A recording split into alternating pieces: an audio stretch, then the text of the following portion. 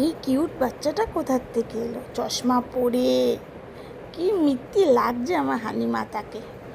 তো এবার ওর মাকে শোয়ানো হয়েছে ফেসিয়ালের জন্য, কিন্তু কেন শোয়ানো হয়েছে ও তো সেটা বোঝে না ফেসিয়ালটা কি।